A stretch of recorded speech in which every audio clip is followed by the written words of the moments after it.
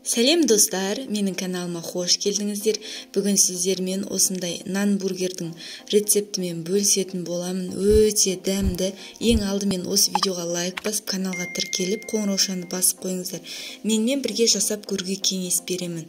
Ол үшін бізге осындай 4-5 дана пияз және 5-6 зубчик чеснок және бургер булочкалары керек болады. Және осындай 1,5 килограмм фарш болса жеткілікті. Ең алдымен пиязды ірі-ірі етіп, видеода көрсетілгендей етіп, турап алатын боламыз.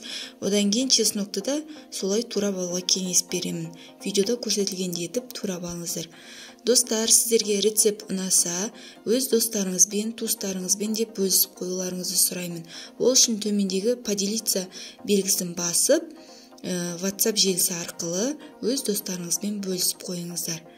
Мінекей пияздарды турап алдық, енді чеснокты да тура осылай видеода көрсетілгендей етіп турап аламыз.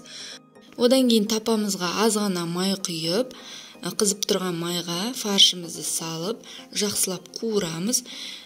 Фаршты өздеріңіздің қалауларыңызға қарай көбірек қолдануларыңызға болады. Мен бірақ мына жерде 500 граммдай ғана фаршты қолдандым. Ең алдымен осылай фарштың өзін қуырып аламыз да, одан кейін барып пияз, чесноктарымызды салатын боламыз. Егер сіздерге видео ұнаса, лайк басуды ұмытпаңыздар. Мінекей жақсылап қуырылды, одан кейін пиязымызды салып, тағы да аз ғана қуырылуға қалдыратын боламыз. Пиязды салғаннан кейін бетін жауып қуырамыз. Одан кейін барып, мінекей жақсылап қуырылды, одан кейін барып, арасын осылай ашып, чеснокты саламыз, одан кейін тұз, қара бұрышты салып, үстіне бір ас қасық соя соусын құйып, одан кейін бір 3-4 ас қасық көлемінде су құйып, томат салуды да ұмытпаймыз, жақсылап араластырып аламыз. Аз ғана уақыттың ішінде біздің начинкамыз дайын болады. Достар, кәдімгі бургердің булочкасын қолданатын боламыз. Кәдімгі бургердің булочкасы менің осы YouTube каналымда бар.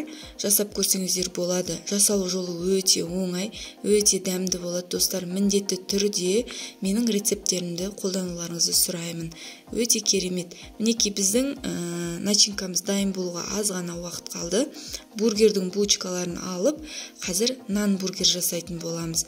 Оған дейін бір 3-4 пиязды алып, осылай жартылай дөңгелекше етіп турап аламыз да, ас-көк екеуін араластырып, қазір нан бургерімізге қосатын боламыз. Егер сіздерге рецепт ұнаса, каналға тіркеліп, осы рецептке лайк басып, және қоңыраушаны басып қоюды ұмытпаңыздар. Егер сіздердің ой пікірлеріңіз болса, комментарий бөлімінде күтетін боламын. Мінекей екеуін араластырып, бір шетке қойып қоямыз. Жаңа айтқанымыздай, біздің начинкамыз дайын болды. Енді арасына нан бургердің арасына саламыз. Булочкаларды осылай видеода көрсетілгендей етіп, екіге бөліп аламыз. Астыңғы бөлігін майға бір ғана батырып аламыз. Мінекей осылай видеода көрсетілгендей етіп. Мен біреуіне осылай салат жапырағын салып қолдандым. Негізі салат жапырағын салмаса да болады. Екінші бөлігінде осылай майға батырып, мінекей дайын.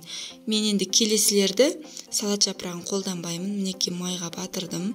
Одан кейін арасына фаршымызды саламыз, пиязымызды салып, бетін тағы да батырамыз да. Мінекей дайын. Өте дәмді болады, достар, жасап көріңіздер. Мен бұны кешкі астың орнына жасадым.